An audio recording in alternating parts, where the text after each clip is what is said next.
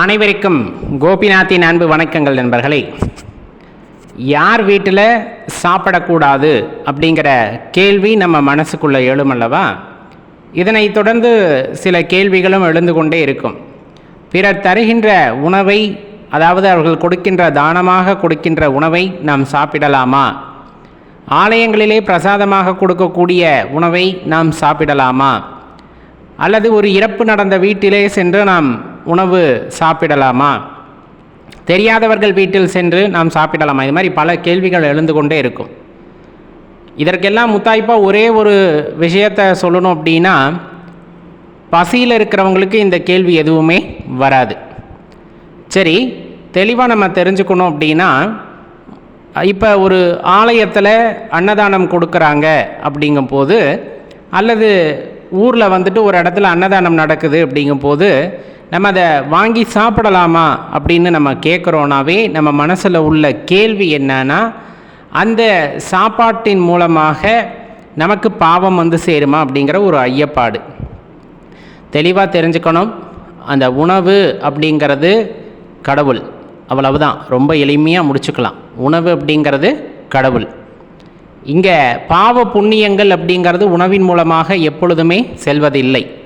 ஒருவர் பசியாற்றுகிறார், ஒருத்தர் பசியில் வாடுறாரு, அவருக்கு சாப்பாடு கொடுக்குறாங்க, அந்த பசியாற்றுகிறார்கள் அப்படின்னு சொன்னோம்னா அது கொடுப்பவருக்கு புண்ணியம்.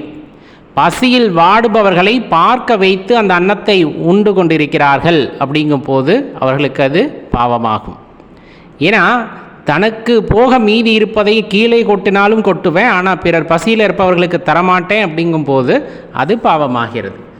அவ்வளவுதான். ரொம்ப எளிமையாக தெரிந்து கொள்ள வேண்டிய விஷயம். அதனால் ஆலயத்தில் பிரசாதம் கொடுத்தாலும் சரி, அல்லது அன்னதானமாக கொடுத்தாலும் சரி, தாராளமாக வாங்கி சாப்பிடலாம். அந்த உணவிற்கு எந்த தோஷமும் கிடையாது. ஆலயத்துக்குள்ளே வந்துட்டாலே அது இறைவனுடைய பொருளாகின்றது, அது கொடுப்பவருடையது அல்ல என்பதை தெளிவாக தெரிஞ்சுக்குங்க. ஒன்று.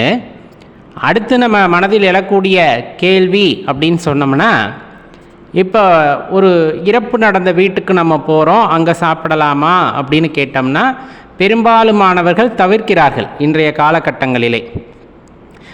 ஏன் அப்படின்னு சொன்னோம்னா அதற்கு ஒரு காரணம் சொல்லப்படுவது, அங்கே நோய் கிருமிகள் ஏதாவது பரவி இருக்கலாம், அந்த இடத்திலே சாப்பிடுவதை தவிர்த்து கொள்வதற்காக அதை சொல்கிறார்கள் அப்படின்னு வைத்து கொண்டால், இதை நாம் உள்ளூர உணர்ந்தோமா அப்படிங்கிறது ஒரு கேள்வி.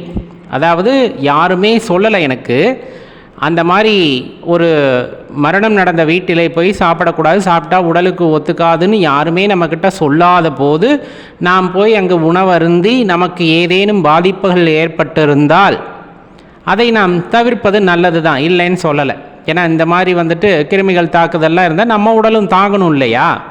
ஆனால் யாராவது சொல்லி இருக்கிறார்கள் அப்படிங்கும்போது, அங்கே போனால் சாப்பிடக்கூடாது, இங்கே போனால் சாப்பிடக்கூடாது அப்படின்னு சொல்லியிருக்காங்க அப்படிங்கும்போது அது ஒரு மன உறுத்தலாக மாறுகிறது. அப்படிங்கும்போது மன உறுத்தலோடு நீங்கள் வந்துட்டு ஒரு நல்ல விஷயத்தில் போய் சாப்பிட்டாலும் அது உடலுக்கு கேடு தான். அப்போ அந்த மாதிரி மன உறுத்தலோடு நாம் எங்கும் சென்று சாப்பிடுவதை தவிர்த்து கொள்வது தான் நல்லது அப்படிங்கிறத தெரிஞ்சுக்குங்க. அது இறப்பு நடந்த வீடாக இருந்தாலும் சரி, பிறப்பு நிகழ்ந்த வீடாக இருந்தாலும் சரி, எந்த இடத்துலையும் மன உறுத்தல் இல்லாமல் சாப்பிட்டா சாப்பிடலாம், இல்லைன்னா தவிர்த்துக்கிறது நல்லது. உடனே இது ஏற்றத்தாழ்வுக்கு உண்டான பதிவு அப்படின்லாம் நினைக்க வேண்டாம். தெளிவாக சொல்கிறத கேட்டுக்கணும். ஆரம்பத்திலேயே அடியேன் குறிப்பிட்டது ஒன்றே ஒன்று தான், பசியில் இருப்பவர்கள் இந்த கேள்விகளை கேட்க மாட்டார்கள், அவ்வளவுதான். இப்போ அடுத்து நம்ம பார்த்தோம் அப்படின்னா, பிறர் வீட்டில் சென்று சாப்பிடலாமா அப்படின்னு சொல்லக்கூடியது. பிறர் வீட்டில்னா தெரியாதவங்க தெரிஞ்சவங்க இந்த மாதிரி பல வீடுகள் இருக்குது, அதில் நம்ம போய் சாப்பிடலாமா அப்படின்னு கேட்டோம்னா ஒரு விஷயத்தை தெரிஞ்சுக்கணும். தூய்மை இல்லாத இடத்திலே சாப்பிடுவதை தவிர்ப்பது நல்லது. தூய்மை இல்லாததுன்னா எதை சொல்கிறோம்? இப்போ சமைக்கிற இடம் ரொம்ப தூய்மை இல்லாமல் இருக்குது, பழைய பொருட்கள்லாம் போட்டு வச்சுருக்காங்க, அதிலே சமைக்கிறாங்க பிடிக்கிறாங்கன்னா நோய் தாக்குதலுக்கான வாய்ப்பு இருக்கும். அந்த மாதிரி இடங்களை தவிர்ப்பது எப்போவுமே நல்லது. அப்படின்னா இன்றைக்கி இருக்கக்கூடிய பெரும்பாலுமான உணவு விடுதிகள் அப்படிங்கிறது எப்படி செயல்படுதுன்னு நம்ம யோசிக்கணும். சரி, அதை விடுங்க. அடியேன் குறிப்பிட்ட அந்த தூய்மை அப்படிங்கிறது மன தூய்மை அப்படின்னு சொல்லக்கூடியது. இந்த மன தூய்மை இல்லாமல் ஒருவர் நமக்கு உணவிடுகிறார்கள் அப்படின்னா அது விஷம்தான், அதில் மாற்று கருத்தே இல்லை. மனசு ரொம்ப சந்தோஷமாக இருக்கணும். ஒருத்தருக்கு சாப்பாடு கொடுக்குறோம் அப்படின்ற ஒரு சந்தோஷத்தோடு கொடுத்தாங்கன்னா அது யார் கொடுத்தாலும் வாங்கி சாப்பிடணும். மனசு சுத்தமில்லாமல் ஒருவர் செய்கின்ற அன்னதானம் அல்லது ஒருவர் இடுகின்ற உணவு அப்படிங்கிறது கண்டிப்பாக உடலுக்கு மட்டுமல்ல நம் மனதையும் சேர்த்து கெடுக்கும் அப்படின்னா அதில் மாற்று கருத்து இல்லை. அந்த மாதிரி இடங்களில் சாப்பிடுவதை தவிர்த்து கொள்வது தான் நல்லது. ஒருத்தரை பார்த்ததுமே எப்படி நம்ம புரிஞ்சுக்க முடியும் இல்லைங்களா? இப்போ நம்ம இவங்க மன சுத்தமாக நம்மளுக்கு சாப்பிட்ற போடுறாங்களா இல்லையாங்கிறத எப்படி தெரிஞ்சுக்க முடியும்? இயல்பாகவே தெரிஞ்சுக்கலாங்க. வாங்க சாப்பிடுங்க அப்படின்னு சொல்கிறதுக்கும் வாங்க சாப்பிடுங்க அப்படிங்கிறதுக்குமே வித்தியாசம் இருக்குது. அப்போ ஒருத்தரோட வீட்டுக்கு நம்ம போகிறோம் அப்படின்னா முறையான உபசரணை இல்லை, அந்த நமக்கான மரியாதை கொடுக்கலைனா கூட அந்த இடத்துல அந்த மன தூய்மையோடு உணவு இடவில்லை அப்படிங்கிறத இயல்பாகவே தெரிஞ்சுக்கலாம். அந்த மாதிரி இடங்களில் உணவை தவிர்த்து விடுவது நல்லது. ஏன்னா பெரும்பாலும் இந்த சமைக்கின்றவர்கள், அது ஆண்களாக இருந்தாலும் சரி பெண்களாக இருந்தாலும் சரி, நம்ம ஒருத்தர் அப்படின்லாம் சொல்ல முடியாது, சமையல் எல்லாத்துக்குமானது. சமைக்கின்றவர்களின் மனநிலையை பொறுத்து அந்த உணவிலே அந்த சுவைகள் மாறும் அப்படின்ட்டு சொல்லுவாங்க, கேள்விப்பட்டிருப்பீங்க, சில பேர் அனுபவிச்சிருப்பீங்க.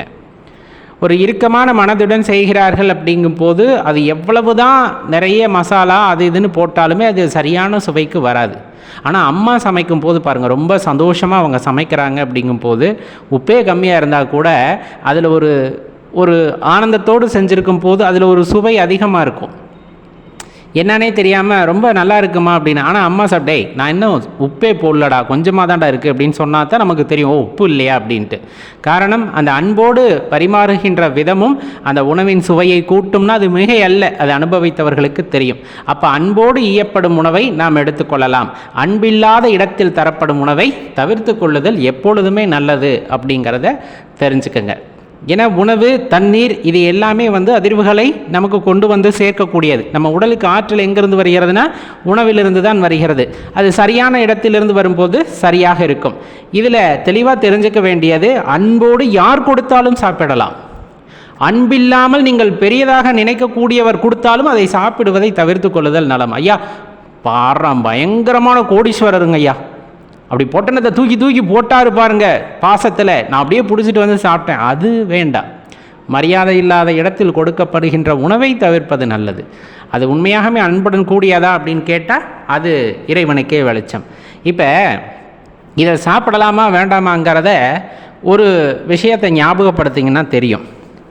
பெரும்பாலும் இந்த துறவரம் மேற்கொண்டவர்கள் அப்படின்னு சொல்லுவாங்க இல்லையா, சந்நியாசம் வாங்கினவங்கெல்லாம் பெரும்பாலும் பிக்ஷை எடுத்து தான் சாப்பிடுவாங்க. உங்களுக்கு தெரிஞ்சிருக்கும், அந்த பிக்ஷை எடுத்து தான் சாப்பிடணுங்கிறது அவங்களுக்கான ஐதீகம்.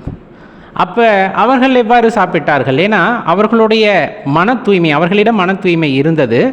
இன்னொன்று, இப்போ சன்னியாசிகள் போய் ஒரு வீட்டில் பிக்ஷை கேட்குறாங்கன்னா அந்த இடத்தை அவர்கள் உணர்வால் உணர்ந்திருப்பார்கள். அங்கே பழைய கஞ்சியே இருந்தாலும், மனிதர்களில் பாகுபாடு பார்க்காமல் பழைய கஞ்சியே இருந்தாலும் பிக்ஷாந்தேகின்னு கேட்கும்போது அவர்கள் அன்போடு சாப்பாடு கொடுக்குறாங்கன்னா அதை வாங்கிக்குவாங்க.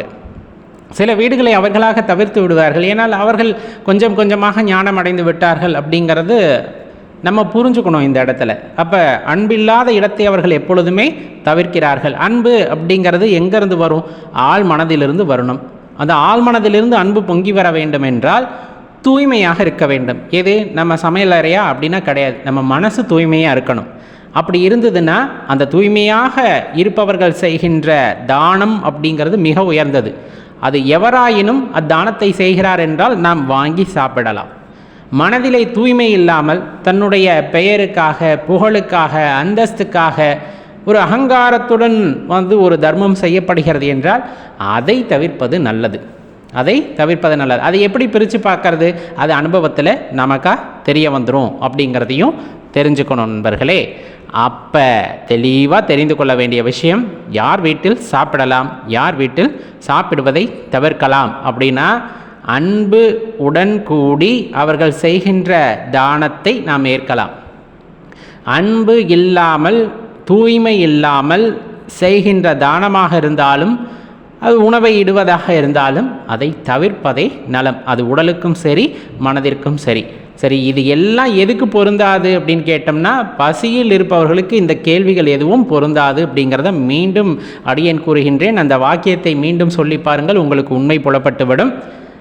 மறக்காமல் இது உண்மை அப்படின்னாலும் சரி, இதில் திருத்திக்க வேண்டிய விஷயங்கள் இருக்குது அப்படின்னாலும் சரி, கீழே கமெண்ட்டில் பதிவு பண்ணுங்கள். அனைவரும் பலனடையட்டும். நன்றி, வணக்கம்.